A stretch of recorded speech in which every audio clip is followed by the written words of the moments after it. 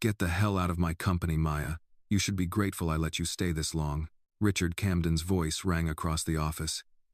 His voice, smooth and venomous, carried more finality than a judge's gavel. Maya Williams stood frozen in place. It was Christmas Eve. Maya's voice caught in her throat. Mr. Camden. I don't understand.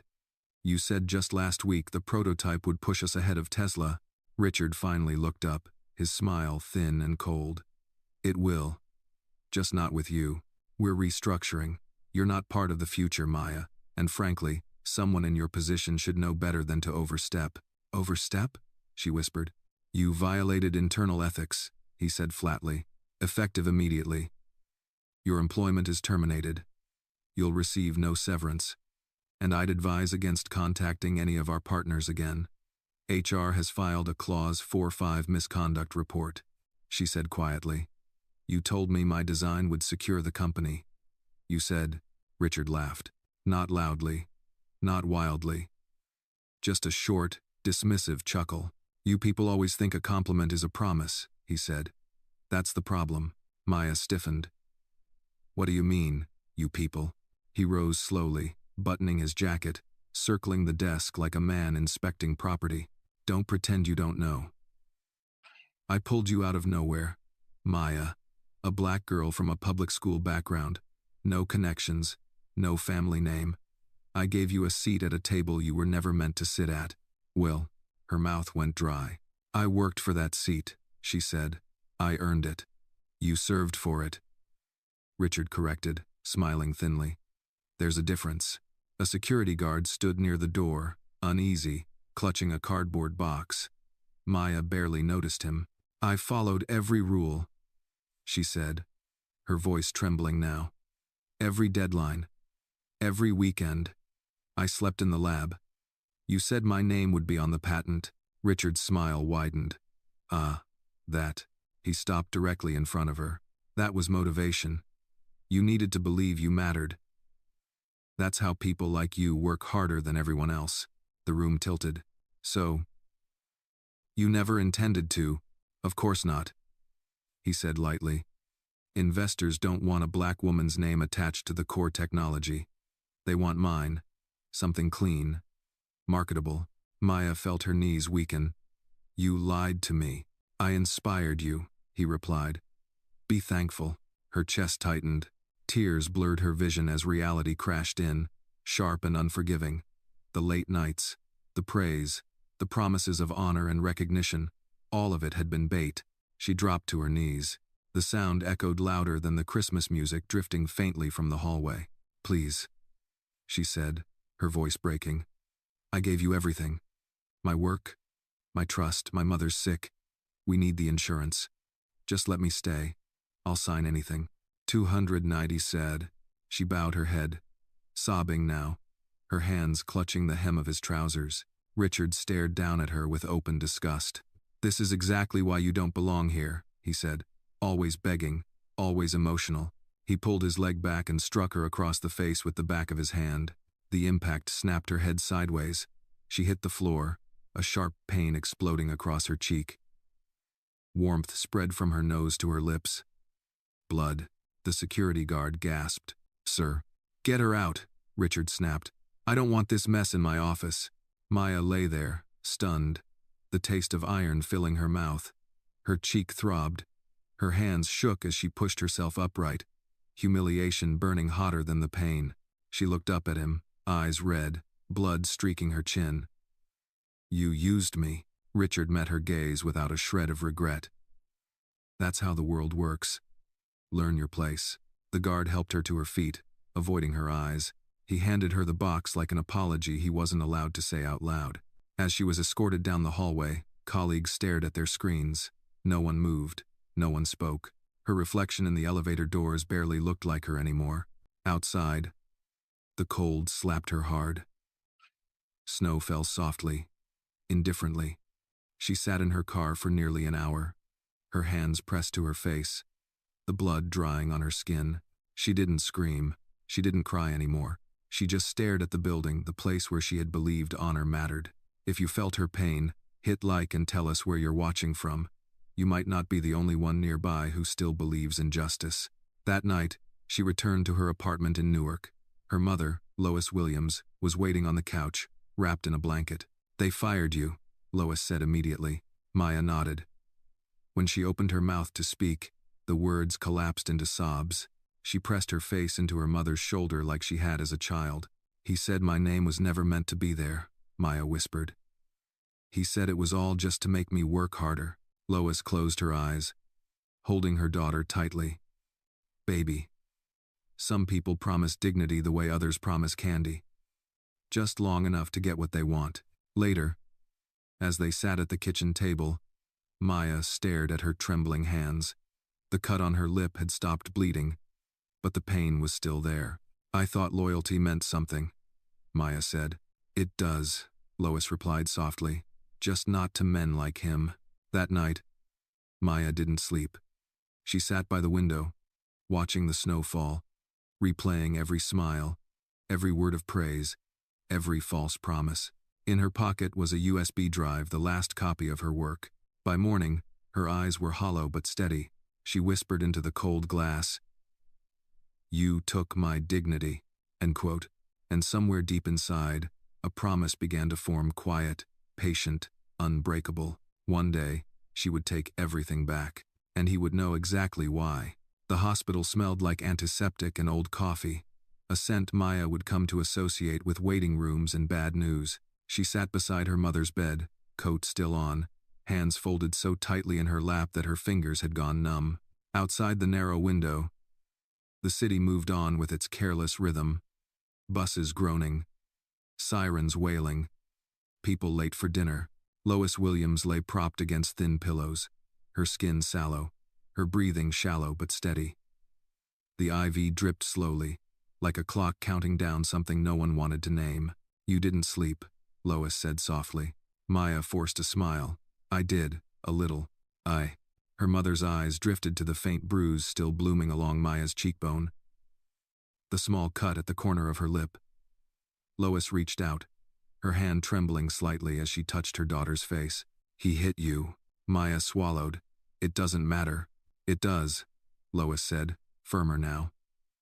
"It always matters." Maya looked away. The events of the last 48 hours replayed in fragments. Richard's laugh, the sound of her knees hitting the floor, the sudden flash of pain and blood. She had scrubbed her face raw in the bathroom sink, but the shame lingered, stubborn and heavy. A doctor stepped into the room, flipping through a chart with practiced detachment. "Miss Williams," he said, nodding to Maya, "we need to talk about your mother's treatment plan." He explained it carefully, kindly, the way doctors did when they already knew the answer. Without comprehensive insurance, certain medications were no longer covered. The specialized therapy Lois had been receiving would have to stop. They could manage symptoms. They could keep her comfortable. Comfortable. The word landed like a sentence. "How long?" Maya asked. The doctor hesitated. "Months, perhaps. It's hard to say." After he left, the room felt unbearably small. "I'm sorry," Maya whispered, her voice cracking. "If I hadn't lost the job." Lois squeezed her hand with surprising strength. "Stop. Don't you dare take his sins onto your back. If you died..." Maya shook her head, tears finally spilling over. "He took everything, Mom. The job, the insurance, the future you were supposed to have." Lois studied her daughter for a long moment. "Listen to me," she said. "Men like that don't take futures. They borrow time, and they always pay it back, one way or another." Maya wanted to believe that. She wanted to believe in justice, in balance. Right then, all she felt was the weight of consequences she hadn't earned. Over the next weeks, the bills came steadily. Envelopes with sterile logos and polite language that masked their cruelty. Maya sold what she could, canceled everything she didn't need, took shifts at a diner near the hospital. She poured coffee for men who smelled like expensive cologne and spoke loudly about markets and mergers. Sometimes, she recognized the language. Sometimes, she recognized the arrogance.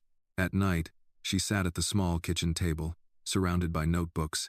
She wrote everything down: dates, meetings, emails she could remember word for word, the way Richard had praised her work, the way he'd promised her name would be honored, the way he'd laughed. This wasn't planning yet, it was survival. But something quiet was forming beneath the exhaustion. One evening, as snow gave way to cold rain, Maya returned from work to find her mother sitting by the window, staring out at the streetlights. "I was thinking about your father," Lois said. Maya paused. "You don't talk about him much. He believed if he kept his head down, the world would treat him fair." Lois said. "It didn't. It used him up. I don't want that for you." Maya sat beside her. "What choice do I have?" Lois turned to her, eyes sharp despite the fatigue. "You remember. You learn. And when the time comes, you don't stay quiet." A week later, the hospital called at dawn. Lois Williams died on a gray Tuesday morning. The kind of day that barely announced itself. Maya held her mother's hand as the machine slowed, then stopped. Lois's last words were barely audible. "Don't disappear." The funeral was small, a handful of neighbors, a few old union friends, Elijah standing close, his jaw clenched, eyes burning. Maya stood by the grave as the casket was lowered, the earth cold and final. Something inside her hardened then, not into hatred, but into resolve. In the days that followed, grief came in waves. Maya moved through them quietly, efficiently. She canceled her mother's prescriptions, returned unused medical equipment, packed up the apartment, leaving only what she needed. One afternoon, Elijah found her at the table, the USB drive lying between her hands. "You still have it," he said. She nodded. "The last copy." Elijah sat down slowly. "You know he's using it." "Yes. And you're not doing anything." "Not yet." He frowned. "Maya, he ruined us. He ruined Mom. With Mazet." She looked at her brother, really looked at him, and spoke carefully. "If I go after him now, I lose. He has money, lawyers, power. I have grief and a broken name." "So what?" Elijah snapped. "We just let him win?" Maya closed her eyes for a moment. When she opened them, there was something new there. Calm. Focus. "No," she said. "We let him forget me." Elijah stared at her. "That's how men like him make mistakes," she continued. "They underestimate silence. They think it means weakness. It is Edie's." She slid the USB drive back into her pocket. "I'm going to work. I'm going to learn how money really moves. How ownership works. How companies fall apart from the inside." Elijah exhaled slowly. "How long?" "As long as it takes." That night, Maya stood alone by the window. The city spread out beneath her. She thought of her mother's voice, steady and unafraid. She thought of the office where she'd been broken and dismissed. "I won't disappear," she whispered. Justice wasn't coming for her. She would build it herself.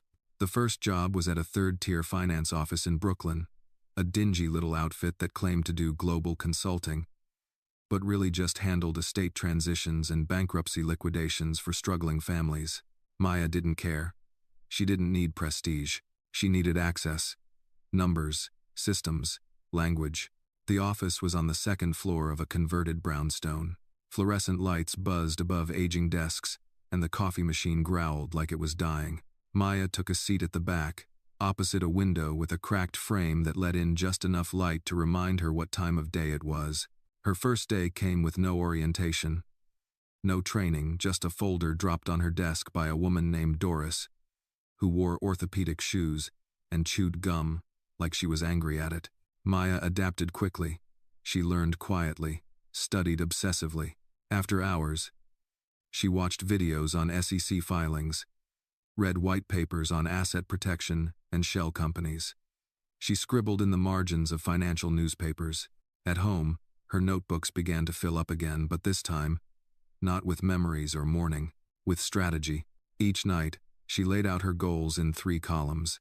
Learn how corporations move money, understand ownership structures and voting rights, track Camden Enterprises patterns where the money came from and where it was bleeding. By week 6, she was doing tasks outside her role, cleaning up tax filings, predicting which client would fold first. By week 10, her manager, an overworked CPA named Greg, started handing her the bigger clients. Maya never smiled. She never overreached. She just delivered. At night, she'd call Elijah.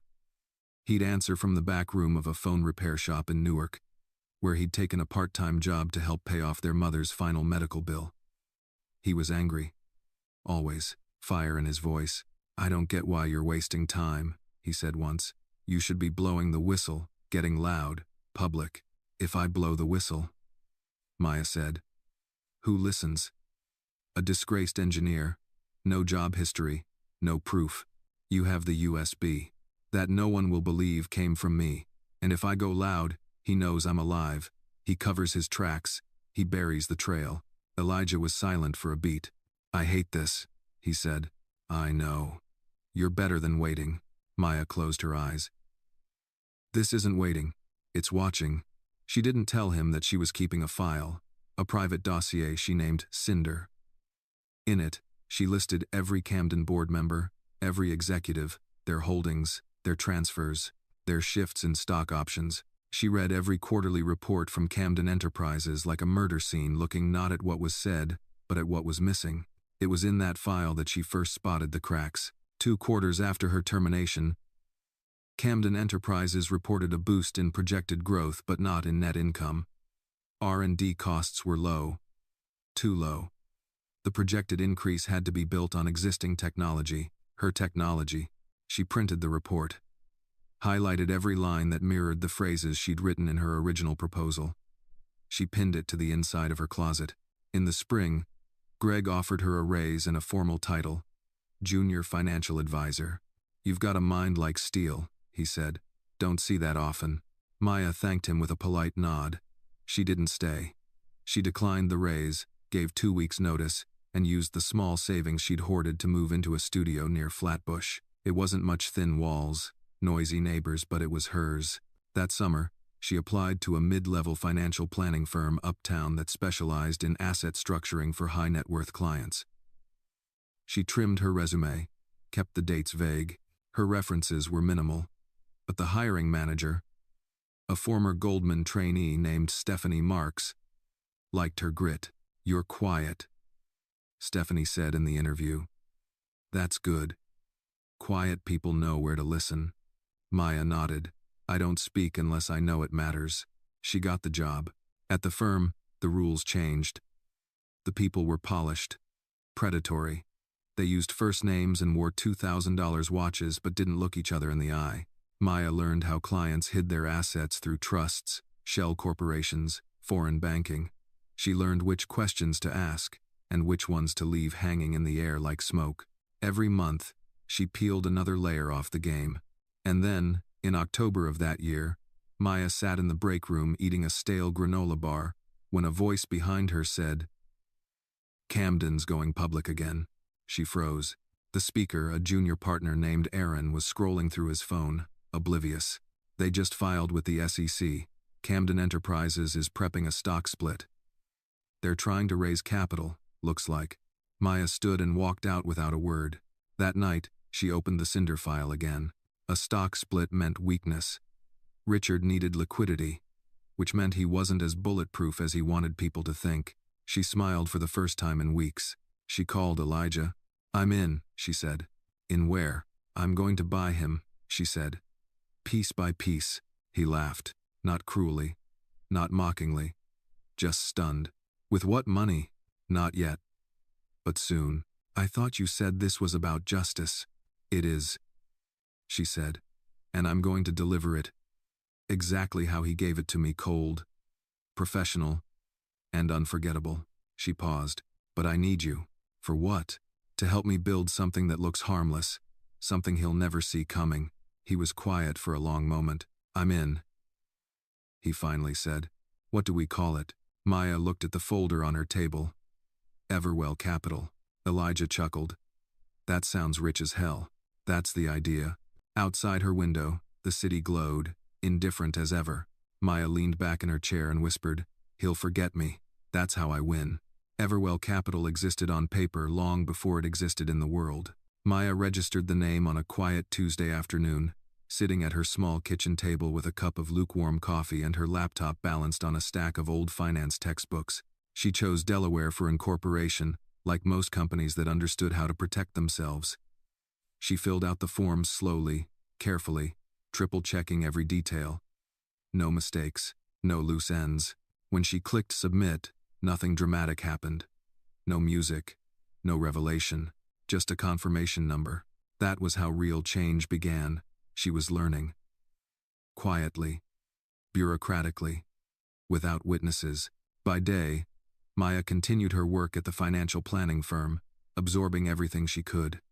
She listened more than she spoke. She noticed how senior partners treated clients differently depending on their net worth, how they lowered their voices when discussing sensitive restructures, how they used words like optimization and protection when they meant concealment and control. In meetings, she took notes by hand, never digitally. At night, she rewrote those notes into her own system, translating polished language into plain truth. Trusts were shields, shell companies were masks, voting shares were weapons. Power, she realized, wasn't loud. It was procedural. Elijah helped where he could. He learned coding patterns for fintech platforms, studied transaction tracking, taught himself how to build interfaces that looked boring enough to be ignored. On weekends, he came to Brooklyn, sitting across from Maya as they ate takeout lo mein from cartons that soaked through with grease. "I still don't like this," he said one night, gesturing at the papers spread across the table. "Feels like we're becoming them." Maya didn't look up. "No, we're learning their language. There's a difference." He watched her for a long moment. "You don't smile anymore." She paused, pen hovering. "I will. Just not yet." The first year passed without ceremony. Everwell Capital had no office, no website, no employees. It existed as a holding structure, a placeholder. Maya funneled small amounts of money into it from consulting work she did on the side, legal and clean. She refused shortcuts. Everything had to withstand scrutiny. At work, she gained a reputation for being unshakable. When a wealthy client snapped at her during a review meeting, she didn't flinch. When a senior advisor took credit for her analysis, she said nothing, just documented everything quietly. Once, Stephanie Marks pulled her aside. "You know you could be louder," Stephanie said. "Push back more." Maya smiled faintly. "Loud people get remembered. I'm trying to get trusted." Stephanie studied her, then nodded. Fair. Trust came slowly, but it came. By the end of the second year, Maya was sitting in on conversations she wasn't supposed to hear, discussions about distressed assets, undervalued companies, firms quietly bleeding cash behind confident press releases. One name kept appearing: Camden Enterprises. She never reacted. She never asked questions when the name came up. She just listened. That was how she learned that Richard Camden had over-leveraged, that he was borrowing against projected growth instead of real performance, that the board was uneasy, even if the shareholders weren't yet. One afternoon, while reviewing a portfolio allocation, Maya noticed something subtle but critical. Camden Enterprises had begun consolidating shares through friendly intermediaries. It wasn't hostile, it was defensive. Richard was shoring up control. She printed the report and folded it carefully into her bag. That night, she spread her papers across the table and stared at them until dawn. Her mother's voice echoed in her mind, calm and steady. "Don't disappear." She wasn't disappearing. She was becoming invisible in the most dangerous way. In early spring, Maya made her first move.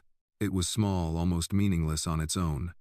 Through Everwell Capital, she purchased a fraction of a percent of Camden Enterprises stock. The transaction was routed through a secondary brokerage, buried among hundreds of similar trades. No one noticed. She sat back in her chair, heart pounding, and waited for something to happen. Nothing did. She bought another fraction the following month, then another.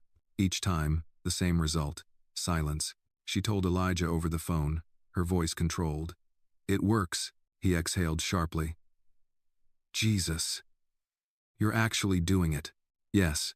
How much do you have now?" "Not enough to matter," she said. "Which is exactly where I need to be." Oh, that summer, Maya attended her first industry conference, not as a speaker, not as a leader, but as background. She wore a conservative navy dress and kept her hair pulled back. She stood near the edges of rooms, listening as men twice her age talked about markets and mergers with casual confidence. On the second day, she heard a familiar laugh. Richard Camden stood near the bar, surrounded by executives, holding court.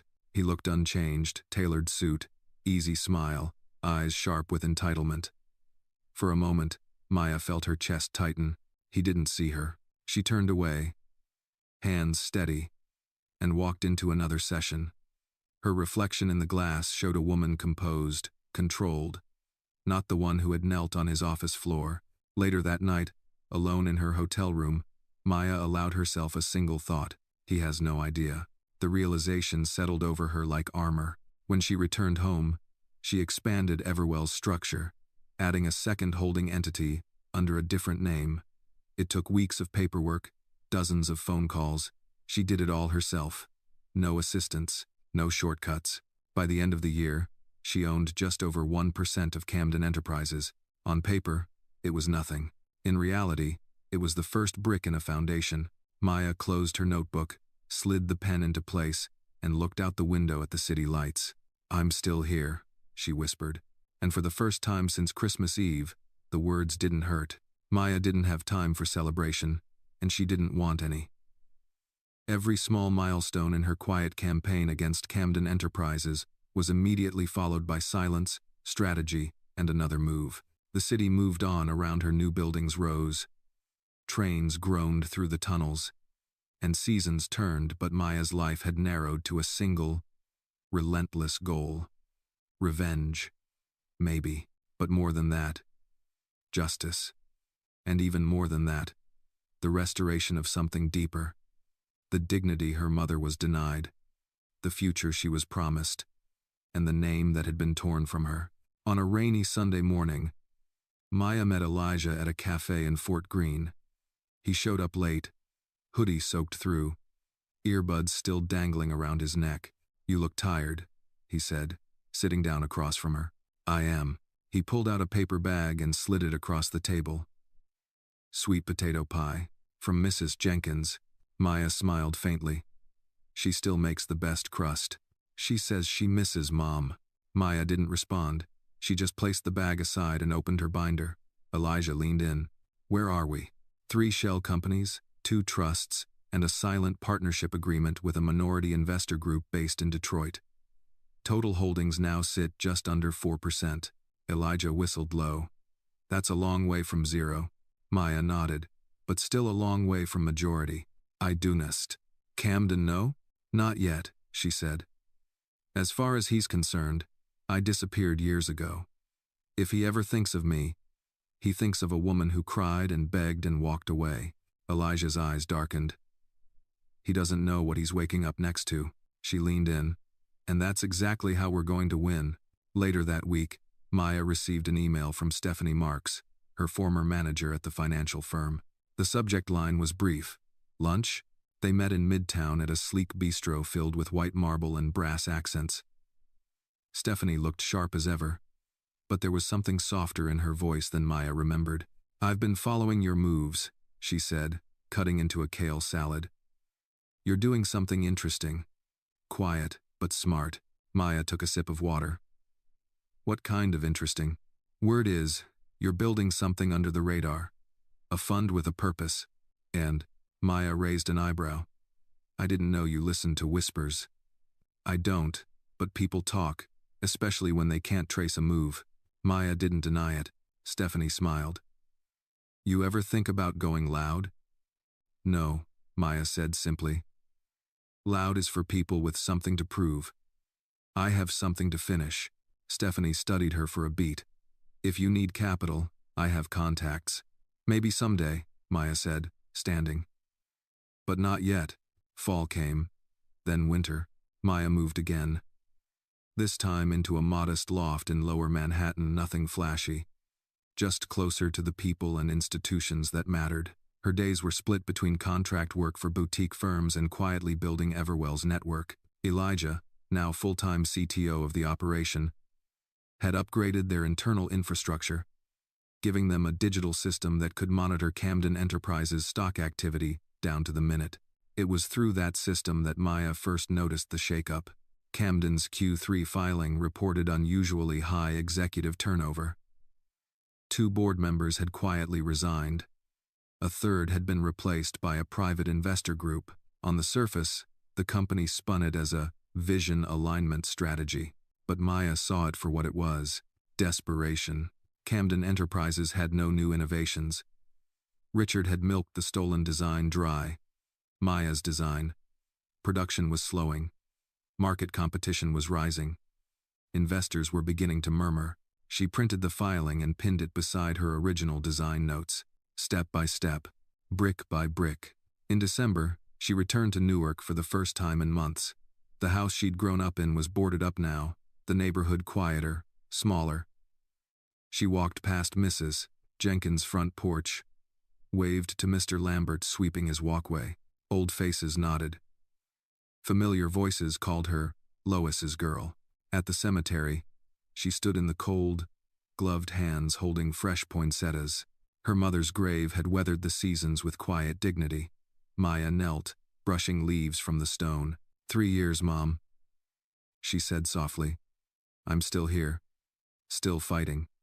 The wind rustled, carrying with it the sound of church bells far off. I started something, Maya continued. It's slow. It's hard, but it's clean. You'd be proud. I'm building a company, Mom. Not just to win, but to make sure no one else like us gets erased again. She paused. I'm not doing it for revenge, she said. Then added, with a faint smile. Okay. Maybe a little. But mostly for truth. For legacy. For you. Her phone buzzed. A message from Elijah. Elijah, we just crossed 5%. Maya looked up at the sky. Gray, quiet, endless. Then she stood, shoulders square, eyes clear. Richard Camden didn't know it yet. But his house was burning, and the fire had started years ago, with a woman he thought would never rise again. The new year arrived with cold wind and thin light. But Maya didn't stop. While the rest of the world nursed hangovers and made resolutions they'd forget by February, she sat in her office, now a rented suite in a quiet building on the edge of the financial district, mapping out her next 6 months. The space wasn't much, but it had clean walls, thick windows, and most importantly, a door with a plaque that read, Everwell Capital. No one asked what it meant, which was exactly what Maya wanted. She kept the staff lean, just her and Elijah for now, plus a virtual assistant in Dallas who managed call routing and basic scheduling. Most people thought Everwell was an anonymous mid-tier firm managing legacy portfolios for old money clients. That illusion was part of the plan. Quiet, forgettable, yet always watching. On January 14th, Camden Enterprises announced a quarterly loss. The markets didn't panic. The press release blamed temporary supply chain disruptions. Investors grumbled. But the stock only dipped 2%. Maya read the report 3 times. In the fine print, she saw what no headline covered. The burn rate was unsustainable. Cash reserves were dropping. R&D spending had been slashed to almost nothing. Richard was bleeding out slowly. She added the report to the cinder file. You ready to move bigger? Elijah asked that evening, joining her at the office after hours. He set down a container of chicken and waffles from a late-night diner across the street. Maya opened the box, took a bite, and nodded. We need another shell company. Elijah raised an eyebrow. This will be number 5. It's time. Name? She thought for a moment.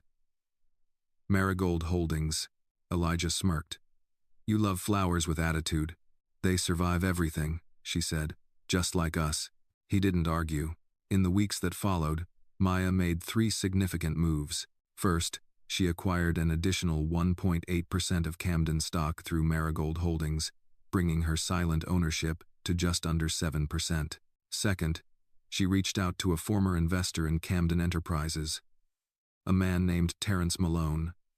He'd pulled out years earlier, quietly, after Richard had buried a failed acquisition. Terrence had money, influence, and a long memory.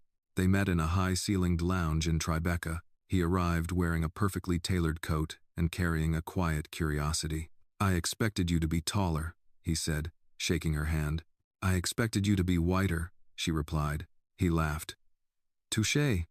They spoke for nearly 2 hours. Maya didn't tell him everything, but she told him enough.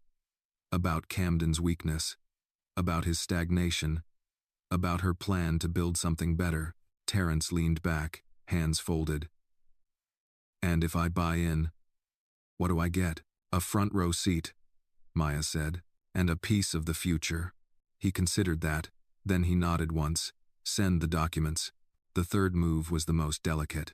She attended Camden's annual shareholder meeting not in person, but via encrypted livestream. Her name wasn't attached to any voting proxy yet. Her holdings were scattered, invisible to public review, but she watched Richard stand at the podium, deliver the same lines he'd used for years, wearing the same smug smile. He praised legacy, vision, and innovation. He announced a new advisory board. He waved at the camera like a politician, but she saw it in his eyes. Strain. He was sweating. After the meeting, Maya called Elijah. We pushed to 10% before Q3. That fast? We're running out of time, she said. If he folds before we take control, it all dies with him. Elijah didn't like it, but he understood. They had come too far to let the empire crumble before they claimed the throne. In early March, Maya received a call from a woman she hadn't spoken to in nearly 4 years. Miss Williams? The voice asked. This is Linda Ramos. I used to work for Richard Camden. Maya's stomach turned. I remember. I've been watching the filings, Linda said. You're doing something, aren't you? What do you want, Miss Ramos? To help, Linda said. And maybe, finally, to forgive myself. Maya was quiet for a long time. Meet me tomorrow, she said. 11 a.m. Café Orla. Come alone. Linda looked different than Maya remembered, older, more tired, but less afraid. She wore simple clothes, no jewelry, no makeup. Her eyes held weight. I kept everything, Linda said, sliding a manila envelope across the table. Emails, memos, copies of your original design, internal timestamps, and the NDA he made me sign after. Maya opened the folder and scanned the contents. Proof, real, dated, admissible proof. I'm sorry I didn't come forward sooner, Linda said. I was scared. I had kids in school, a mortgage, but that doesn't excuse it. Maya looked at her. I don't want your apology. Linda nodded slowly. I know. I want your testimony. Linda met her gaze and said quietly, You'll have it. That night, Maya stood in her office alone, staring at the skyline. She took the plaque off the door, the one that read Everwell Capital. She flipped it over and wrote 3 words on the back in black marker. Williams Investment Group. Not yet, but soon. Then she slid the plaque back into place, closed the office, and walked into the cold March wind. Her name wasn't on the building yet, but it was coming. By April, the foundation Maya had laid over the past 3 years was no longer just stable, it was strategic. Every move she made echoed. Every fraction of a percent she bought through shell companies quietly shifted the balance inside Camden Enterprises. And now, with Linda Ramos's testimony and documented evidence of intellectual property theft in her possession, Maya held more than just leverage. She held truth. But the real game wasn't won with truth. It was won with timing. Inside her office, Maya pinned a fresh set of documents to her wall. Camden's most recent internal budget forecasts, pulled from a partner firm that had foolishly included a partial spreadsheet in a shared Dropbox folder. The numbers told a story that Richard was desperately trying to hide: declining client confidence, rising manufacturing delays, and a sudden surge in legal expenditures. He was preparing for something. Trouble's coming, Maya said aloud, mostly to herself. Elijah, who had just walked in with 2 coffees, paused mid-sip. You think he knows? Not yet. But he knows someone's watching. He just doesn't know who. Good. Maya nodded, eyes scanning the board. We push again this quarter. Marigold buys 1.5%. Evergreen takes 0.8%. And we create a 6th shell company under a new trust. Name it after Grandma. Gladys Equity? Elijah chuckled. That sounds like old Southern money. Nice touch. Exactly the image we want. By mid-month, Maya's total quiet ownership had crossed 12.6%. Still under the radar, still undetected by the public eye but powerful enough to create ripples inside the company. The next move came unexpectedly. Terrence Malone called her directly. "You need to see something," he said, voice low and serious. "Camden just appointed a new legal officer. A shark. Used to work federal corporate cases. This guy's not here to manage lawsuits. He's here to stop a takeover." Maya's pulse quickened. He suspects? Maybe. Maybe he just smells fire and doesn't know where it's coming from. That same week, Richard launched a rebranding campaign. New logo, new leadership rhetoric, a fresh focus on ethical innovation.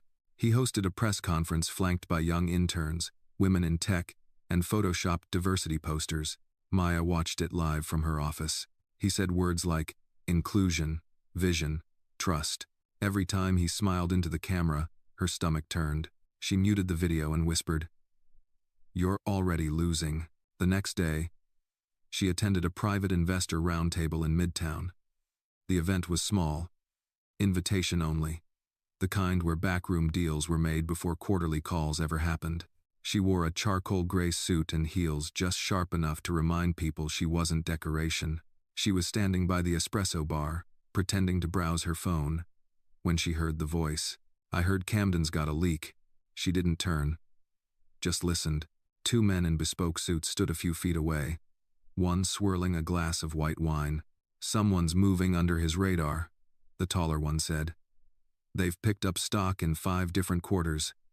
No one knows who yet. But it's coordinated, clean, smart." The other man frowned. "You think it's hostile? It's surgical, same thing." Maya moved away before they saw her smile. Back at the office, she pulled Elijah into their war room, the spare conference room with blank walls and a single dry erase board. "They're starting to talk," she said. "Then we either go quiet," Elijah said, "or we go big." Maya stared at the board. A quiet option no longer existed. "It's time," she said. "We create our first front-facing entity. No more shadows." "You serious?" "Yes. I want to walk through the front door when this ends." Elijah leaned back, arms crossed. "We going public? We're going visible." They spent the next 2 weeks building the infrastructure for Williams Innovation Group, a firm under Maya's name, with a clean mission statement, ethical investment strategy, and a startup-friendly image. It would appear as a rising, diverse capital firm investing in sustainable technology and women-led companies. In reality, it was her sword. Stephanie Marks reached out the moment the new name hit the trade bulletin. "This you?" she asked over a short call. "It's me," Maya replied. "I should have known," Stephanie said. "You always moved like someone waiting to strike." "You weren't wrong." Stephanie paused, then said, "If you need allies on the board, call me." Maya ended the call with her heart pounding. Allies. Now, even the cautious were lining up, but Camden wasn't asleep, either. On May 9th, the SEC posted a sudden audit flag on 2 of Camden Enterprises' internal divisions. It wasn't publicized yet, just a note buried deep in the filings, but Maya saw it. She felt it. Pressure was mounting. The following weekend, she and Elijah met at their mother's grave again. It had become a ritual every time they crossed a milestone. Every time the fire burned brighter, they went back to the roots. Maya knelt beside the stone, running her fingers over the etched letters. "We're almost there," she said. Elijah stood behind her, quiet. Then he asked, "Do you think she'd be proud?" Maya looked up at the sky. "She told me not to disappear," she said. This is me making sure we never do again." Back at the office Monday morning, Maya opened her inbox to find an anonymous message. Subject: "You think you're invisible? We see you." Attached: nothing. But the signal was clear. Richard Camden was beginning to feel her shadow. The anonymous message haunted Maya's screen like a ghost. No signature. No metadata. Nothing trackable. Just 9 words. "You think you're invisible? We see you." She stared at it for a full minute before breathing. Then she flagged it, encrypted it, and quietly moved it to a secure folder. Panic was a luxury she couldn't afford, not now. Not this close. Elijah was already on his 3rd cup of coffee when she arrived at the office that morning. He looked up as she entered, eyes sharp beneath tired lids. You got it too, he said. She nodded. He turned his laptop toward her. The same message blinked across his screen. No trace, he said. I ran it through 3 scrubbing tools. Nothing. Whoever sent this knows how to hide. They also know we're not guessing anymore, Maya replied. Elijah leaned back. So what's the play? We keep moving. You're not worried? I'm always worried, she said. But we're not backing down. Is agree. Still. The message shifted something in the air, an acknowledgement that Camden knew he was being hunted, and that the hunter wasn't invisible anymore. 3 days later, Maya received a call from a restricted number. She answered with caution. Miss Williams, the voice said. A woman, calm, professional. My name is Andrea Voss. I represent interests in the institutional investment community. I believe you've been acquiring a position in Camden Enterprises. Maya said nothing. Don't worry, Andrea continued. I'm not Camden's attorney. In fact, I'm not fond of Mr. Camden at all. What do you want? To meet. 1 hour, private location, discretion guaranteed. Maya hesitated. Andrea added, You're closer than you think. But you're not the only one with stakes in this fight. They met in a converted brownstone in the West Village. Andrea Voss was tall, mid-50s, with a tailored suit, silver-streaked hair, and a gaze that could slice steel. She poured Maya a glass of water and gestured for her to sit. I watched Camden destroy good people, Andrea said. He stole one of my firm's early innovations back in 2009, took it offshore, rebranded it. I was outvoted when I suggested legal action. Since then, I've been waiting for someone with the stomach to bring him down. And now you think that's me? Andrea smiled. I know it's you. Maya didn't react. Andrea slid a file across the table. I've been watching your acquisitions. I knew someone was buying quietly. Took me a while to trace the shell patterns. But once you went public with Williams Innovation Group, the trail snapped together. Inside the file was a map, an intricate web connecting Everwell, Marigold, Gladys Equity, and the other firms Maya had constructed over the years. It was all there. Transparent. Exposed. Maya kept her tone even. What do you want? To help. And what do you get? Redemption, Andrea said. And a seat at the table when Camden falls. Maya studied her. If you betray me, I burn you first. Andrea nodded, not insulted. Fair. Maya took the file and stood. 1 seat. No noise, no power grabs. Understood. As Maya walked out into the cool evening, her thoughts churned. She hadn't expected another player on the board, certainly not one this skilled. But Andrea wasn't just smart. She was angry, and in Maya's experience, the combination was useful, if volatile. The following Monday, Camden Enterprises made a surprise announcement. A reverse stock split, consolidating shares to artificially inflate per-share value. The move reeked of desperation, and insiders whispered that Camden was buying time while restructuring debts behind closed doors. The market shrugged. Investors murmured. Maya knew better. Richard was losing control. At Everwell's office, she laid out the next phase of the plan. They'd cross 15% ownership by summer. Then they'd shift to proxy influence, offering to represent concerned stakeholders at the next board meeting. Elijah looked at the projections. He's not going to roll over. If he's watching us now, he'll come harder. I'm counting on it, Maya said. That evening, she sent a message to Linda Ramos. Prepare your statement. Soon, Linda replied within the hour. It's ready. And I'm ready. 2 days later, Maya received a package. No return address. Inside was a photo. Her, standing outside Everwell Capital, coffee in hand. No note, no context. A reminder. Elijah was furious. This is intimidation. It's a message, Maya said. He wants me scared. Are you? She stared at the photo. No, but she was ready. They boosted office security, encrypted all drives. Elijah swept their systems twice daily. Maya sent Andrea a coded signal. The storm is close. Stay low, Andrea replied. Always. By the end of May, Maya controlled 16.4% of Camden Enterprises. She filed the paperwork to increase visibility of Williams Innovation Group, listing it as an emerging investor in sustainable industrial technology. Forbes took notice. A small article, nothing major, but enough. A week later, Camden Enterprises issued a legal inquiry. A formal request to identify all minority shareholders exceeding 5%. It was time. Maya responded under her name. 2 hours later, her phone rang. She recognized the voice instantly. Richard Camden. Maya, he said, cold and measured. So, you're still alive. I am. I should have crushed you harder when I had the chance. You tried, she said. And now, here we are. You think you can take what's mine. I'm not taking anything, she replied. I'm reclaiming what was always mine. And this time, you'll see it happen in real time. Silence. Then, Richard's voice, low and sharp. I will bury you. Maya smiled, slow and calm. You already did.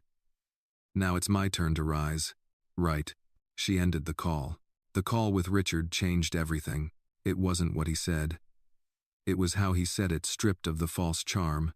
No press cameras. No performance. It was the man Maya had always known he was. Arrogant, venomous, and terrified of losing. The very next morning, Camden Enterprises' legal team filed an aggressive inquiry into Williams' Innovation Group, citing concerns of collusive behavior and stock manipulation through layered corporate structures. They didn't name Maya directly, but everyone in the room knew who the target was. She expected it. She welcomed it. At Everwell, Elijah slammed the papers onto the desk, jaw clenched. This is dirty. It's a stunt, Maya replied. A way to rattle us. He's hoping I get scared and pull back. What if it sticks? It won't. Everything we've done is clean, documented, legal. She stood, pulling a whiteboard marker from her pocket. We pivot now. We go forward. No more hiding. Do Weich. She wrote 2 words at the top of the board. Proxy battle. We're forcing our way into the next board meeting, she said. Legally, we own the shares. We have the right. Elijah's eyes lit with fire. You want to walk through the front door. I want to take my seat at the table. Maya and her legal team, newly assembled from connections built quietly over 3 years, filed their formal request for board representation under SEC Rule 14A11. The move shocked Camden's leadership. It was the equivalent of a cannon blast at a silent dinner party. Within 48 hours, Camden's corporate counsel retaliated with a countersuit, alleging damaging intent by an unauthorized actor. Their goal wasn't to win, it was to delay. Maya wasn't fazed. She launched a media strategy, a slow leak, nothing inflammatory, just facts. A well-timed op-ed from Andrea Voss appeared in the Wall Street Financial Journal, titled The Rise of Ethical Capital. It made no mention of Maya, but highlighted a growing movement of women and minority-led investment firms challenging old guard monopolies. It struck a nerve. CNBC followed with a small segment on the silent storm brewing inside Camden Enterprises. Maya remained off camera, but whispers became conversation. Then Richard hit back, hard. One Friday morning, as Maya entered her office, 2 federal agents stood waiting. They weren't rude, but they were firm. An anonymous tip had triggered an investigation into Williams' Innovation Group's financing. She was questioned for 2 hours, calm, patient, cooperative. The moment they left, Elijah nearly broke the desk in half. They're trying to ruin us with red tape, he said. Let them try, Maya replied. Every dollar is clean. Every move is documented. She called Linda Ramos. We go public next week. Linda's voice didn't waver. I'm ready. And, on a rainy Tuesday, Maya held a small, tightly controlled press conference at a private co-working space in Soho. A dozen independent journalists. No mainstream media. No glamour. Just a mic, a screen, and the truth. Linda stood beside her, holding a folder thick with documentation. Maya spoke first. My name is Maya Williams. 10 years ago, I was a systems engineer at Camden Enterprises. I designed a prototype that became the foundation of their now billion-dollar automation division. I was promised recognition. I was given lies. When I pushed back, I was fired without cause, humiliated, and blacklisted. She paused, letting the silence build. But I didn't vanish. She gestured to Linda. Linda's voice was steady. I was Richard Camden's assistant. I was there. I saw everything. I have the emails, the files, the meeting transcripts. Reporters began taking notes faster now. Maya continued. Over the past 4 years, I've legally acquired 4% of Camden Enterprises through independent investment groups. I am now demanding a seat on the board to bring transparency and reform to a company built on theft. She ended with one line. Justice doesn't always come loud, but today, it speaks. The clip went viral overnight. The next morning, Maya's name trended on Twitter. LinkedIn flooded with messages. Former Camden employees sent emails, some supportive, some quietly thanking her, some offering to come forward. Camden Enterprises released a vague, defensive statement about unsubstantiated claims. The stock dipped 6% in 2 days. Inside Camden's headquarters, Richard exploded. His office door slammed. His voice carried through walls. He blamed legal. He blamed PR. He blamed the board. But mostly, he blamed her. She was a maid, he spat during one closed-door meeting. A nobody. How the hell did we let her inside the walls? An assistant heard him and recorded it. The audio leaked by morning. The public backlash was swift. Commentators called it racism, classism, misogyny. The hashtag number inside the walls began trending, as if Maya had become a symbol of every underestimated woman who refused to stay silent. Camden Enterprises board called an emergency meeting. For the first time in his career, Richard's name became a liability. Maya, sitting in her office, received a call she didn't expect. Her old supervisor. The one who watched her beg on her knees all those years ago. Miss Williams, he said. I'd like to talk. Off the record. Why? Because I think you're going to win. She let the silence stretch. Then maybe, she said finally, you should start deciding who you want to be when that happens. She hung up.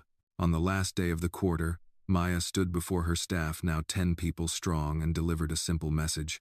We're not just changing a company. We're changing the rules. They applauded.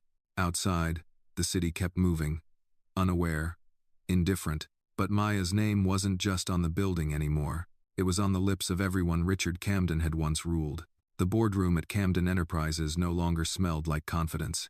Gone was the air of untouchable legacy, of inherited power that spoke without words. Now, tension clung to the ceiling like smoke. Eyes darted. Folders shuffled. Richard Camden sat at the head of the table, shoulders stiff, jaw clenched, as the final numbers of Q2 were read aloud. Shareholder confidence is down 12% quarter over quarter, the CFO announced, his voice carefully neutral. Media exposure has impacted our projections. Several institutional partners have begun requesting reassurances before recommitting capital. Reassurances, the polite word for, we don't trust you anymore. Richard leaned forward. The fundamentals are solid. This is a PR blip. A younger board member, recently appointed, cleared her throat. It's not just PR. There are credibility questions. Allegations of theft. Workplace discrimination. That recording, it was edited, Richard snapped. Was it? Silence followed. Behind the windows, the city buzzed on, indifferent, but inside, the empire was fracturing. Across the river, in the Everwell office now proudly rebranded Williams Innovation Group, Maya stood by the wall-to-wall window watching the skyline. Her team was buzzing. The press conference had done more than grab attention. It had ignited conversation across multiple sectors: business ethics, race, gender, power. She wasn't just a former employee anymore. She was a movement. Elijah entered the room, laptop in hand. We just crossed 18%. Maya turned. With Malone's group? And 3 minor stakeholders who defected after the recording leaked. She allowed herself a single breath of satisfaction. Then it was gone. We're filing for a board seat. No more symbolic noise. Legal, binding, and visible. Publicly. Yes, she said. Let him feel the walls closing in. That afternoon, Maya sat down with her attorneys and finalized a formal filing. a demand under Delaware corporate code to appoint a minority shareholder representative to the Camden Enterprises Board of Directors. Her name would appear on every legal document. No more shells, no more masks. The following morning, her request hit the wire. Business sites picked it up immediately.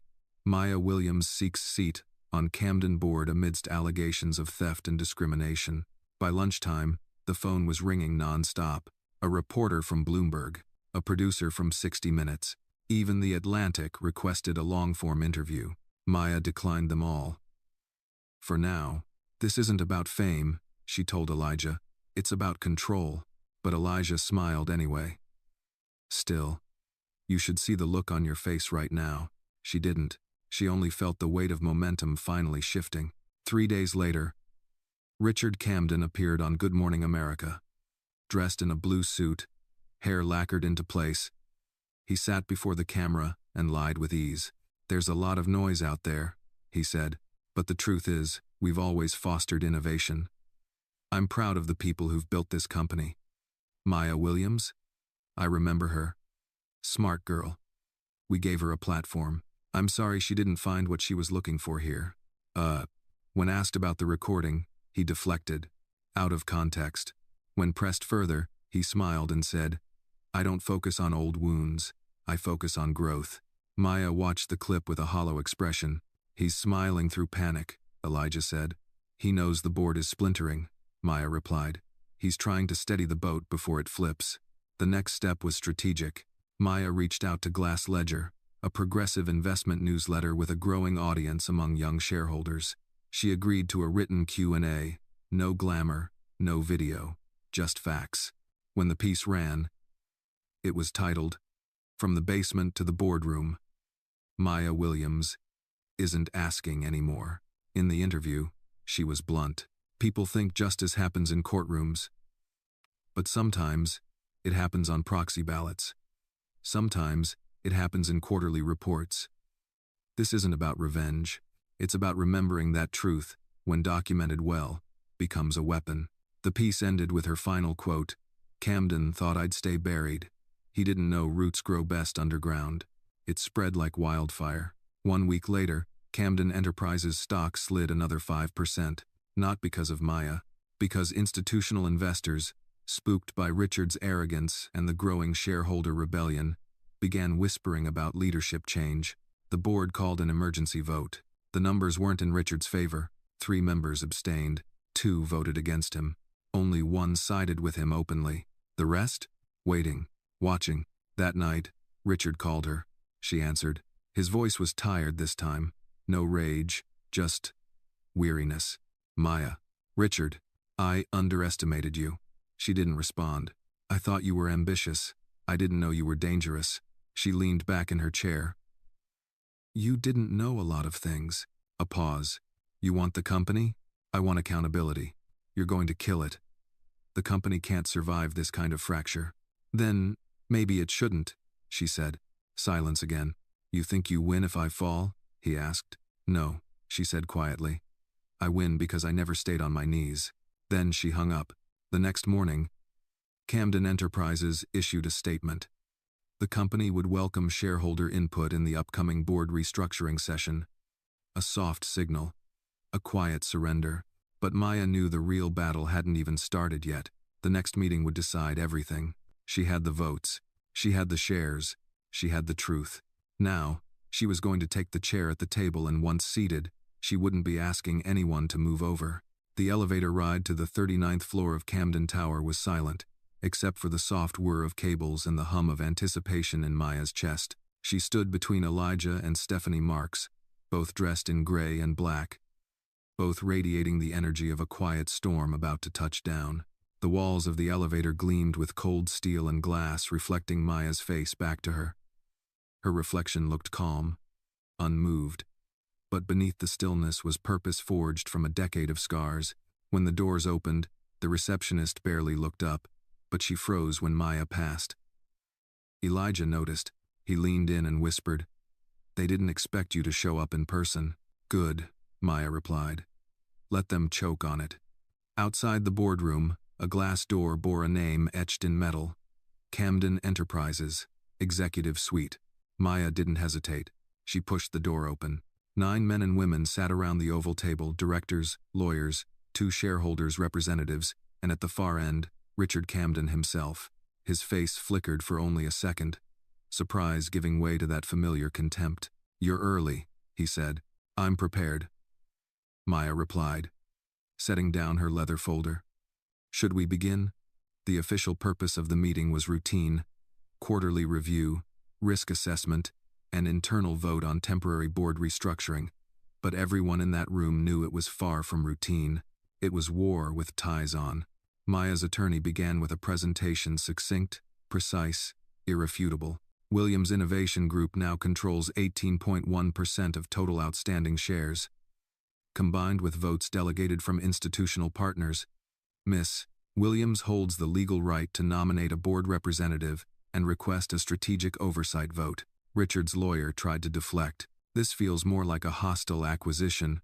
"It's not hostile if the truth was stolen first," Maya said, her voice level. "It's corrective." She turned toward the others. "I'm not here for a title. I'm not here for theatrics. I'm here because I built the foundation of this company's most profitable division. I was erased, silenced, and I've spent the last 10 years rebuilding, not out of bitterness, but out of belief that truth, when armed with discipline, can reshape everything." A silence hung heavy. Then Stephanie added, "The current leadership has failed to innovate, failed to deliver, and failed to retain trust. It's not just about Maya. It's about every shareholder who deserves better." Richard cut in, voice rising. "This woman is trying to burn my company down." Maya locked eyes with him. "It was never your company. It was built on stolen ideas and buried promises." The youngest board member, Jillian Brooks, a sharp, data-obsessed woman in her 40 leaned forward. "Let's vote." The ballot was digital, instant, anonymous. Each member tapped their decision on the provided tablets. Seconds passed. Then the results appeared on the screen at the front of the room. Board seat nomination. Maya Williams. Approved, 7-2. Maya didn't flinch, didn't smile. She only nodded once. Richard's face turned stone gray. The chair next to him, the one that had remained empty all year, a symbol of transition, was silently pushed out by a secretary. Everyone watched. Maya walked slowly across the room. Each step echoed. She pulled out the chair, and she sat. Elijah exhaled audibly from the back wall. Stephanie folded her hands in satisfaction. Richard finally spoke, voice hollow. "What now?" Maya looked at him, her voice quiet but firm. "Now we clean house." The next hours were brutal. Maya called for a full audit of the automation division, citing evidence of fiscal discrepancies. Linda Ramos was brought in as a consultant to review early internal filings. Stephanie proposed a full restructuring of executive compensation policies.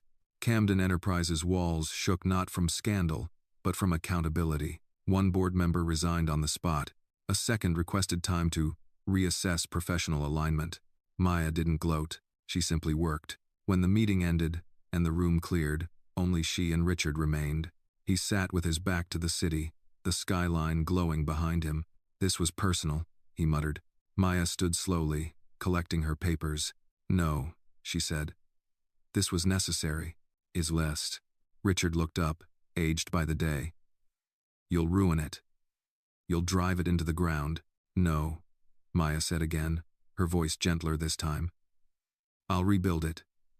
Not in your image, but in something stronger." He said nothing, and for the first time, Maya felt no fear from the man who once crushed her on a snowy Christmas night. Only pity.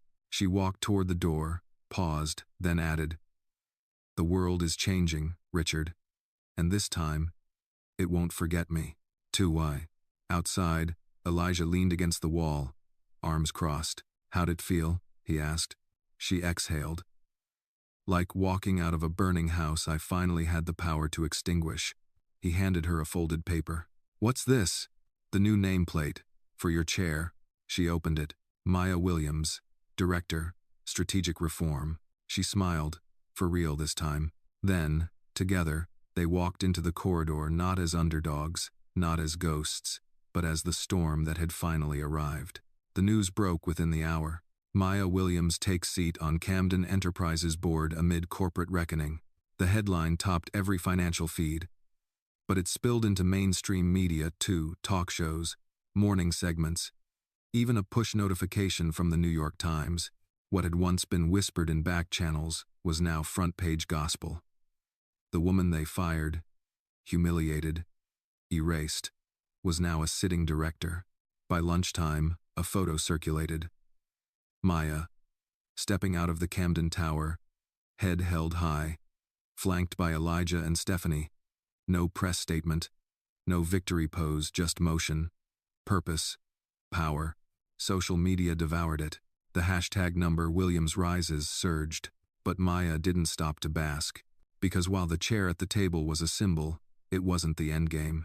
It was just the gate. Camden Enterprises had three major divisions: automation, logistics, and innovation development. In the board restructuring, Maya requested full oversight on innovation development, the very department that once bore the bones of her stolen prototype. The board granted it. Barely. 2 votes against, 1 abstention, but enough. She stepped into that marble-floored wing 3 days later, not as an intruder, but as its future. The glass doors opened with a soft hiss. The same lobby where, 10 years ago, she once waited on a plastic bench while interns passed her without a glance. Now, every pair of eyes in the hallway found her. Some looked down, some whispered. One young intern, maybe 23, stepped aside with a stuttered, "Miss Williams, welcome," she paused. "Your name?" "Ben. Ben Chambers." She offered a nod. "I started as you once. Keep your spine straight, Ben. The floors here are slippery." The boy smiled like he'd been knighted. Inside her new office, once Richard's personal project, it still smelled of varnish and cold money. Polished wood, steel-framed windows, designer books that no one read. A wall-sized portrait of Richard stared back at her from across the room. Maya tilted her head. Then she walked to the intercom. "Elijah, bring a hammer." 15 minutes later, the painting was down. No press, no fanfare. Just dust, canvas, and silence. In its place, she hung a framed blueprint, her original design, from 10 years ago. The same one Linda had helped recover. Signed, dated. Justice didn't need to be loud, just present. A week later, Maya sat across from Camden's internal finance director, a thin man named Lewis who sweat like a leaky pipe and flinched at every question. "We've located 3 years of undocumented R&D expenses," he said, "all approved by Richard personally." "There are private vendors, offshore accounts," she interrupted. "Are they recoverable?" "Some, but there's more." He slid a folder across the desk. Inside, legal correspondence between Camden Enterprises and an unnamed contractor in the Middle East. It had been buried, marked private, and sealed from internal audits. "Military-grade drone components?" Maya murmured, scanning the contract.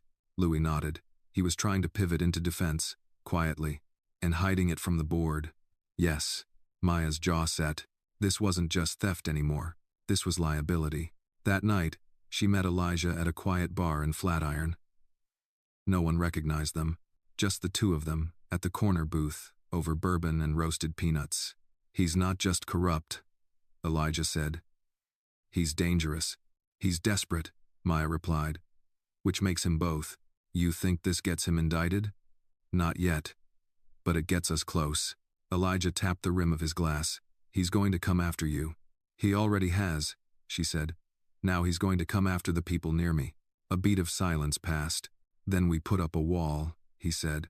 "Not just defense. Offense." She nodded. "Tomorrow, I want Camden's general counsel in my office, and a forensic audit team on every deal he touched in the last 5 years. And the media?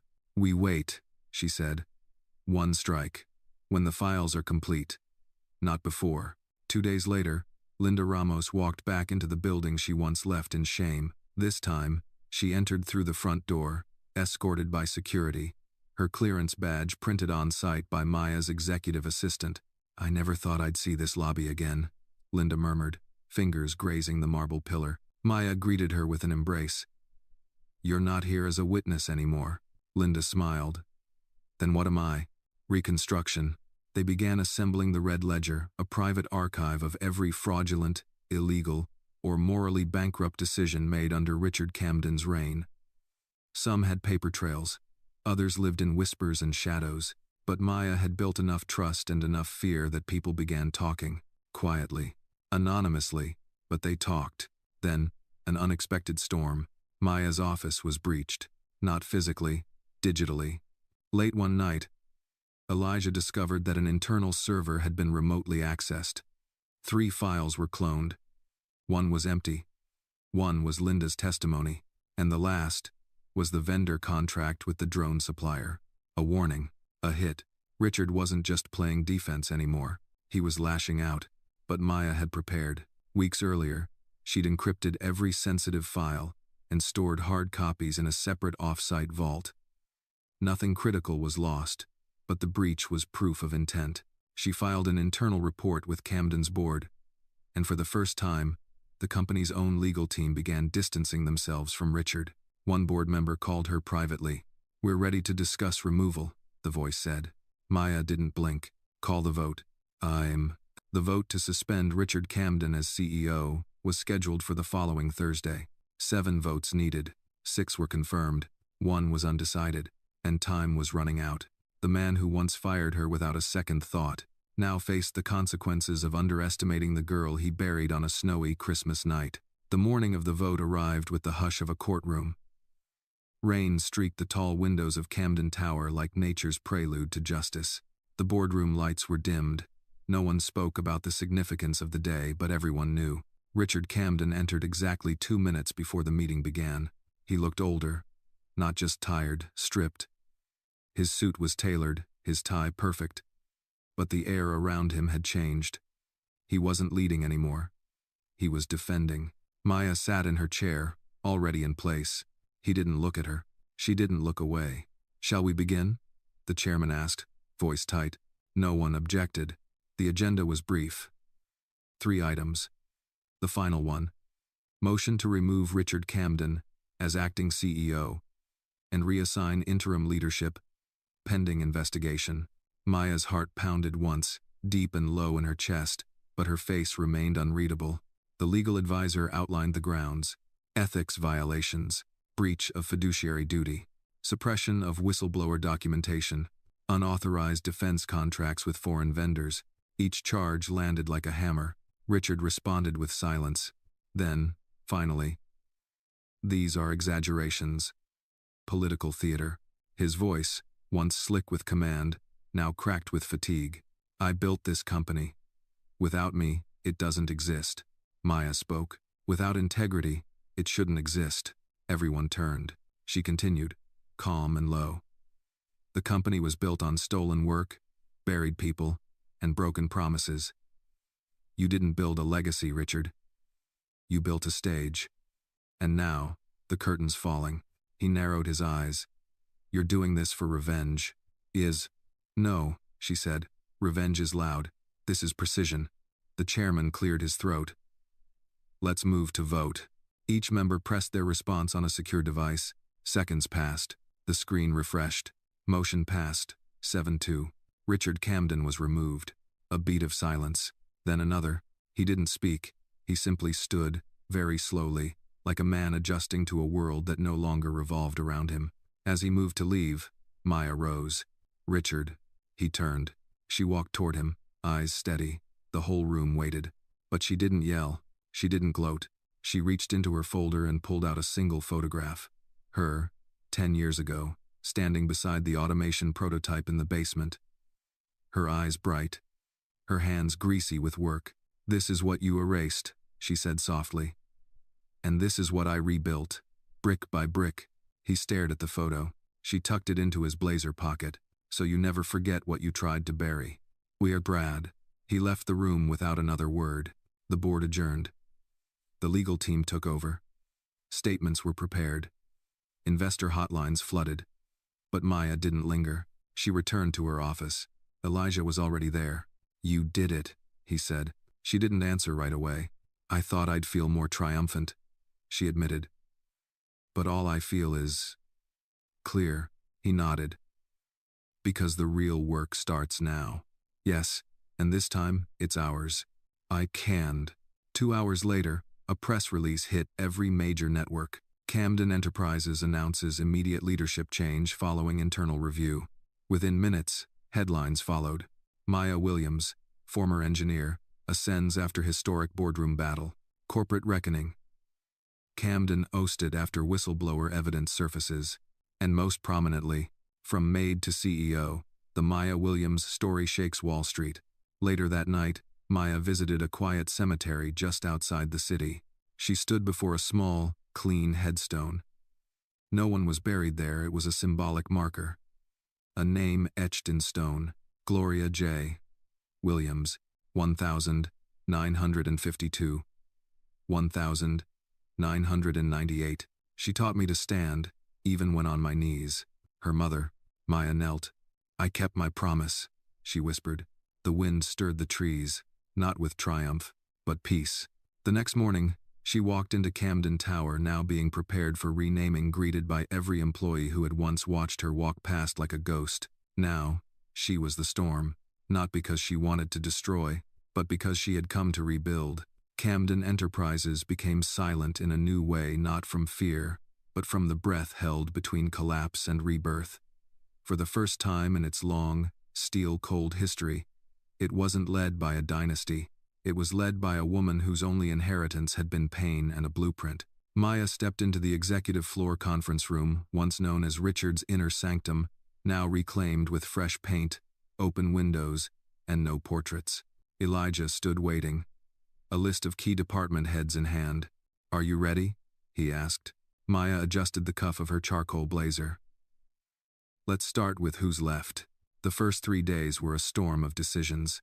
27 department heads were reviewed, 15 were retained, 9 were quietly let go, 3 were referred for further investigation. The legal team, now operating under independent audit, had orders to comb through every contract signed during the past decade. No immunity, no favors. Maya led every meeting. She didn't raise her voice.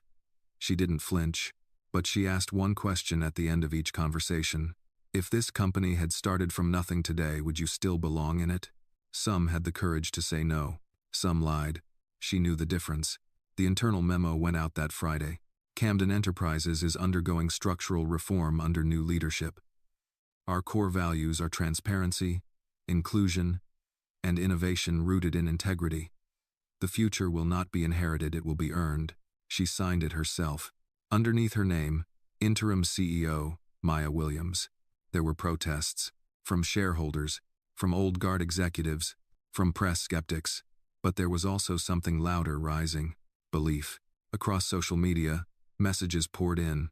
"I used to work at Camden. Never thought I'd see this day. My daughter watched your story on the news. She asked if she could be like you one day. I stayed silent when they let you go. I'm sorry. Thank you for speaking for the rest of us." Maya read them all. She replied to many. But she didn't stop to bask in the light, because legacy, unlike revenge, required structure. The HR department was overhauled. Every past complaint ignored under Richard's regime was reopened and reassessed. Linda Ramos, now officially appointed as head of ethics and employee advocacy, created a direct pipeline for employees to report abuses, anonymously and without fear. In the break room, someone put up a sign. "This building belongs to more than one man now." No one took it down. Then came the decision Maya didn't expect to make so soon. The board wanted her to stay, permanently, CEO, officially. The offer was unanimous. They even suggested changing the company's name. "Williams Industries," said Jillian, the board member who'd voted with her from the start. "We rebrand, start clean." But Maya shook her head. "No," she said. "We keep the name for now." They looked confused. She explained. "Because I want every contract signed under Camden reviewed. Every time we bring justice to a corner he darkened, I want it to be his name at the top of the paper. As proof of what happens when you steal and underestimate the wrong woman." They understood. Some even smiled. But the most unexpected confrontation came not from the boardroom but from a hallway. Maya was heading to the elevator when a man stepped out of the shadows near reception. White hair, glasses, neatly folded suit. Her former supervisor. the man who watched her cry on the marble floor that Christmas night. "Maya," he said, nervously tugging his tie. She didn't stop walking. "I'd like a minute." She paused, looked at him. "You had 10 years of minutes," she replied. His shoulders sagged. "I didn't stop him," he said. "But I didn't support him either." "That's what people always say when they want to feel clean," she replied. "I'm sorry." Maya considered this. Then, quietly, "Are you sorry for what happened, or sorry because I survived it?" He had no answer. She stepped into the elevator. The doors closed, and she felt lighter than she had in years. That night, she returned home to her apartment overlooking the city, a space once too large for one person, now filled with quiet purpose. She stood by the window, watching the skyline. A notification buzzed on her phone. A new email. Subject: Camden. DOJ inquiry confirmed. She opened it. The Department of Justice had officially begun a formal investigation into Richard Camden's financial misconduct. The fall was complete, but Maya knew something deeper. This story didn't end with his fall. It would continue with the people who had once been silenced, now being handed the mic, and she would be there, not just as a leader, but as a symbol that power reclaimed with integrity can reshape everything it once destroyed. The ripple effects of Richard Camden's fall traveled farther than Maya had predicted. What started as a personal battle for recognition had become something else entirely, an unearthing.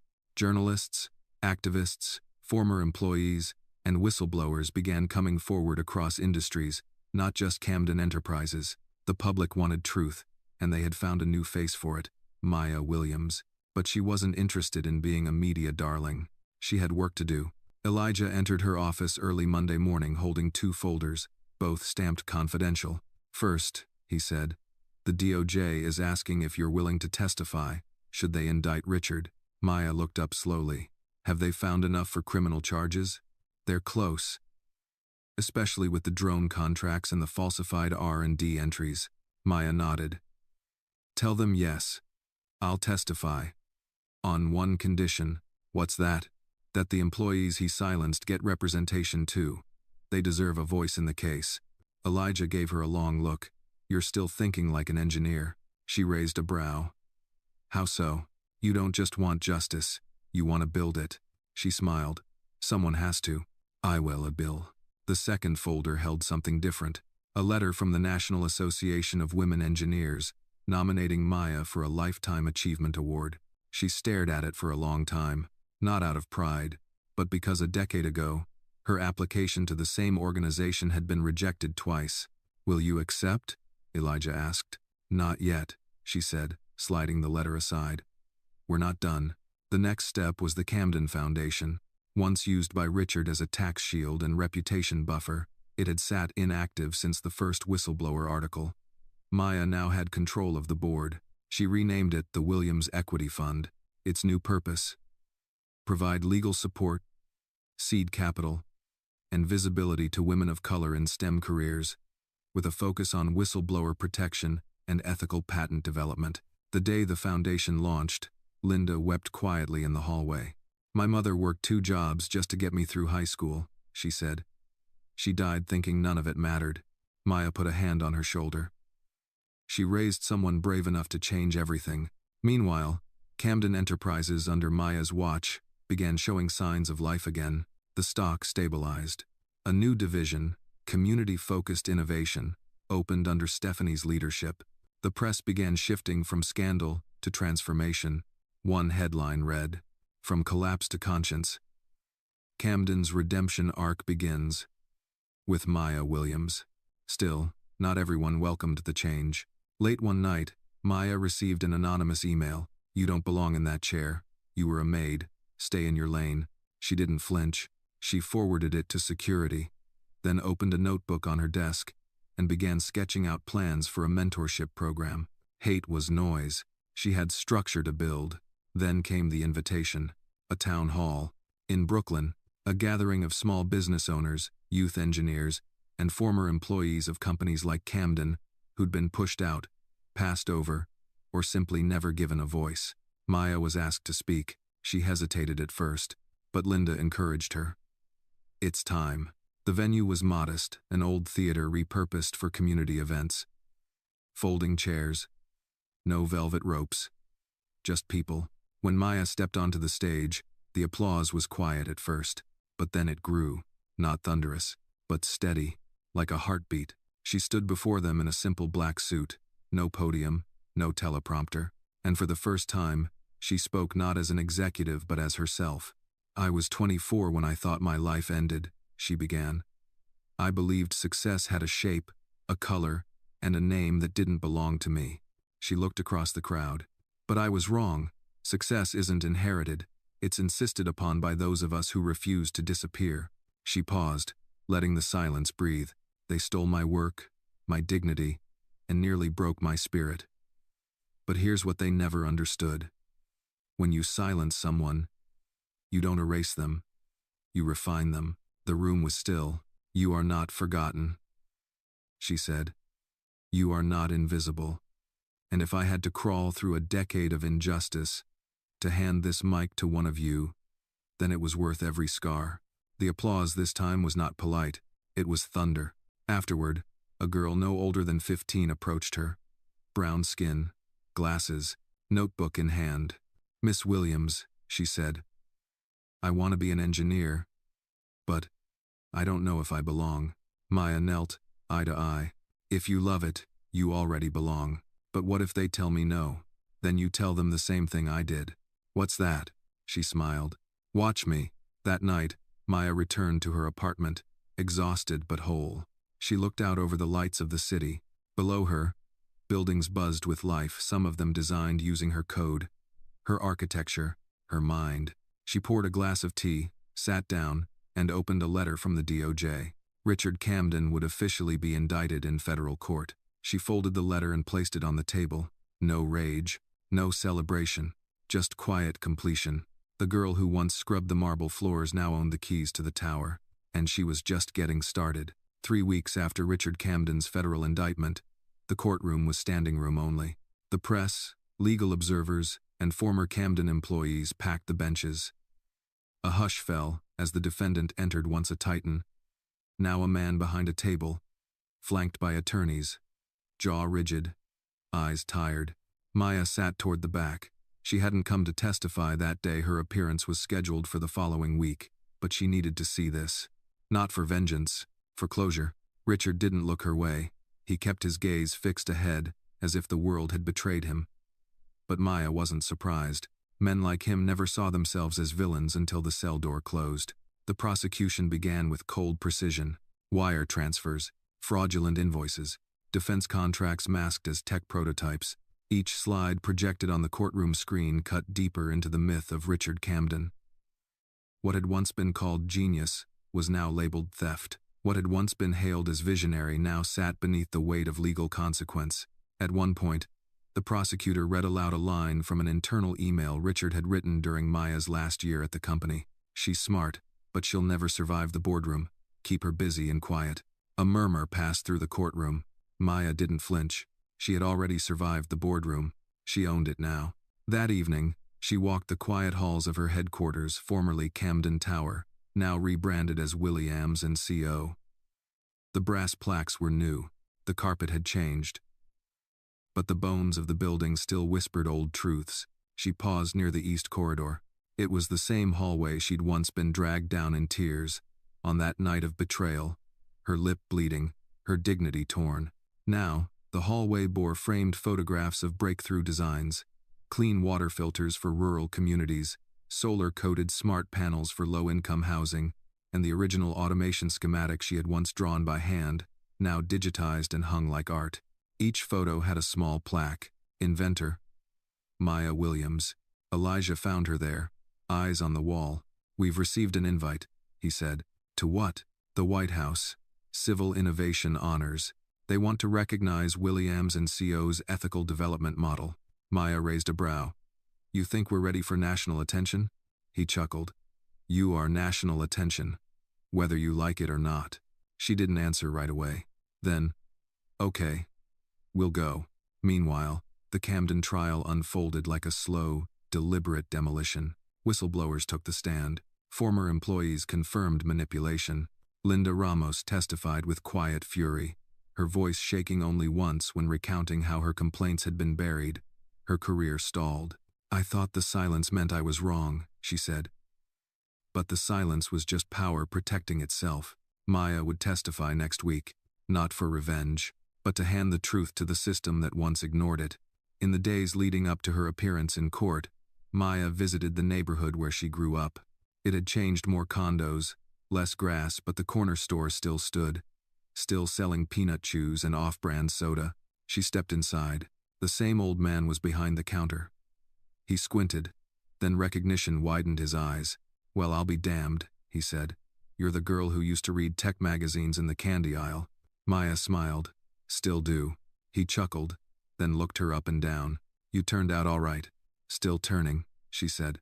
The night before her testimony, Maya sat alone in her office, rereading her statement. She remembered every word, but something tugged at her, a need for more than facts. A need to reclaim the story, not just report it. So she took a blank page, and she began again. Not from anger, from truth. The courtroom was colder than usual when she took the stand. The prosecutor gave her the nod. Maya cleared her throat. "My name is Maya Williams," she began. 10 years ago, I walked these halls as a junior engineer. I was told I had potential. Then I was told I didn't belong." She paused. "Not because of my work, but because of my name, my color, my refusal to remain quiet." Gasps stirred. "I was promised growth. I was promised opportunity. Instead, I was stripped of authorship, pushed into silence. And when I cried on the floor, I was laughed at." Richard sat still, stone. "But I'm not here for revenge," Maya said. "I'm here because a system allowed this man to become powerful without consequence. And I'm here to say that ends today." The judge didn't interrupt. The jury didn't blink. The moment stretched into something sacred. Not drama, but justice. Real. Quiet. Unflinching. After court, Maya walked outside into a sea of reporters. She didn't stop. She didn't speak. She walked straight to the car, flanked by Elijah and 2 interns girls who looked just like she had a decade ago. "Where to next?" Elijah asked. "Back to the office," she said. "We've got a launch next week. The affordable robotics line. It's not going to build itself." Because Maya had learned the ultimate truth. Justice wasn't a finale. It was a foundation, and hers was just beginning. The verdict came down on a Thursday morning. Guilty. 6 counts of corporate fraud. 3 counts of breach of national security protocols. 1 count of obstruction. Richard Camden stood in silence as the judge read the sentence. 22 years in federal prison, with the possibility of parole in 12. There was no gasping, no crying, just a room full of quiet reckoning. Outside the courthouse, reporters scrambled to push the news live. The image of Richard being escorted out in handcuffs, once the symbol of American business supremacy, now reduced to a fallen titan, flooded every major media outlet. Inside a quiet office in Manhattan, Maya Williams watched the live stream in silence. Elijah stood beside her. "It's done." Maya didn't answer. Not right away. Finally, she said, "No. He's done. We've only just begun." The company celebrated, though Maya hadn't planned anything. Staff poured into the break room on their own. Someone brought in cupcakes, others champagne. Linda handed Maya a small button pin she'd made overnight. It read, "I believed her." Maya laughed softly. "This is what we're doing now?" Linda grinned. "Let them know." Stephanie popped in an hour later, waving the latest headlines. The fall of Camden, a new era in corporate ethics. The black woman who built, lost, and reclaimed an empire. Williams and Co. sets new gold standard for innovation plus accountability. "Tell me that doesn't feel good," Stephanie said, placing the paper on Maya's desk. "It does," Maya replied. "But I don't want a gold standard. I want a living one, something people follow, not worship." Elijah nodded. "You're talking legacy." "No," Maya said, rising from her chair. "I'm talking blueprints." The next week, Maya hosted a press conference, not for victory, but for vision. She stood before reporters in the very building where she'd once been spat on by silence. "Today isn't about what was destroyed," she began. "It's about what we now have the responsibility to build." "Oh, do mine." She outlined a new internal initiative, Project Justice Works, a company-wide commitment to incubate ideas from overlooked communities. A minimum of 35% of R&D funding would be allocated to women-led teams and underrepresented voices, not as charity, as necessity. Brilliance doesn't have a zip code or a pedigree, Maya said into the cameras. It has grit, it has hunger, and too often, it's forced to survive rather than thrive. That ends here. Tikulaste. In the weeks that followed, Maya traveled to universities across the country. She spoke not as a celebrity CEO but as an engineer, a survivor, a woman who bled for her name. At Howard University, she gave her most personal speech. I don't remember the first time I was told I was too much for a room, she said, but I remember the first time I believed it. And I remember the last, because after that, I built my own damn room. The audience stood before she even finished. But with growth came new obstacles. A group of venture capitalists attempted to buy a controlling share in one of Maya's spin-off tech divisions, hoping to take advantage of the media hype. Their end goal? Quiet influence, familiar politics. Maya declined their offer. One of them emailed her directly. "You're being emotional. You need to think long-term." Maya replied with a single sentence. "My emotions built the long-term you're trying to steal." Workwelden. One afternoon, Maya walked through the old prototype lab, now converted into an open innovation center for interns and young developers. A girl 16, dark-skinned, hair pulled into a puffball of curls, stood in front of a test robot, typing quietly. Maya approached. "What's your name?" The girl looked up, startled. "Kalia. And what are you building?" Kalia hesitated, then held up her tablet. "It's a drone that delivers water filtration kits to flood zones. Solar-powered. Cheap." He was. Maya's eyes lit up. "How old are you?" 16.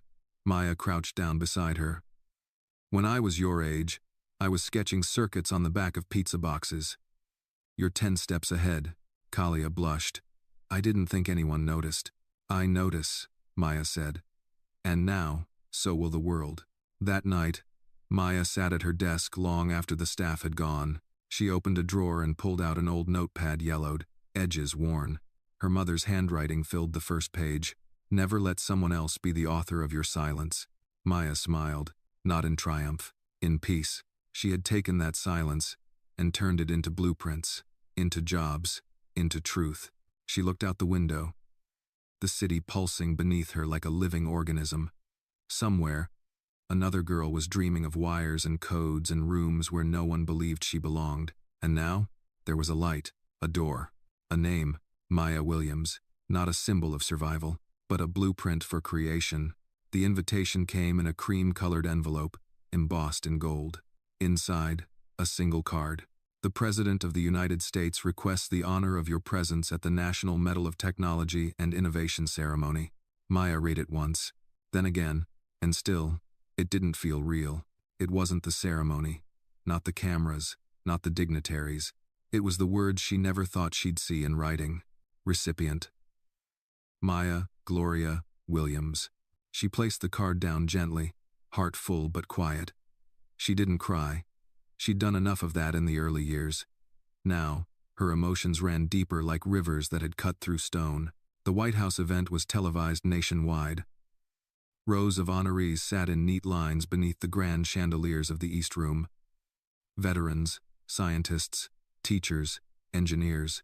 Maya stood among them, hair pulled back, a deep navy suit, subtle jewelry, dignified, proud, entirely herself. When her name was called, she walked the long aisle slowly, every step echoing like a memory through her chest. Her mother, the warehouse, the floor where she'd once begged for dignity, the courtroom, the little girl in the lab. She accepted the medal with steady hands, her gaze unwavering. The applause washed over her like a tide, but what she heard, deep within, was her mother's voice. "Walk like your name is bigger than the room." Later that evening, in her hotel room, Maya stood by the window overlooking the Washington skyline. In her hand, a single letter handwritten, folded neatly, from Richard Camden, sent from prison. She hadn't opened it until now. She unfolded the paper. The writing was formal, measured. "Maya, you don't owe me forgiveness. I know that. I see now what I refused to see then. You weren't just better. You were everything I feared. Because the system that protected me was never built for someone like you to rise through it. I wish I could undo what I did. But I know words can't rebuild what I tried to destroy. I'm sorry. For everything. Richard. She folded the letter, then set it on the desk, and turned away. Not in bitterness, but in peace. Because she didn't need his apology to define her legacy. Her legacy had already been written by action, by grit, by every girl she refused to leave behind.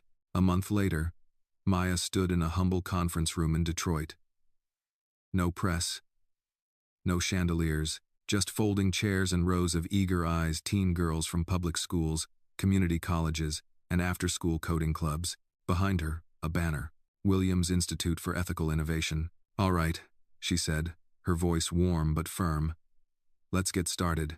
Who here knows how to debug a recursive loop? Laughter. Hands shot up. And just like that, the future opened its doors.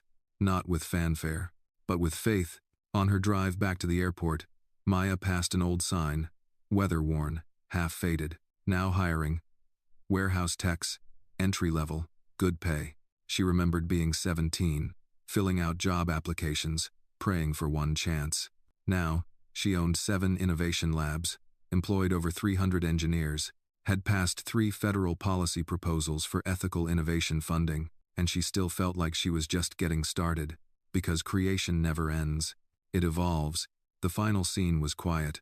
Maya returned home, kicked off her heels, and sat down at her kitchen table. No press, no audience, just her, and the hum of a city still full of battles, still full of stories waiting to be told. She pulled out a notebook, the same one her mother once scribbled in, full of quotes, grocery lists, and quiet wisdom. On the last page, Maya wrote, "Power isn't in who speaks the loudest, it's in who dares to speak first, and then builds the room so others can echo." She closed the notebook and smiled. The room was built. Now it was time to fill it. Maya Williams' journey is a powerful reminder that justice is not always swift, but it is inevitable when pursued with courage, integrity, and relentless purpose.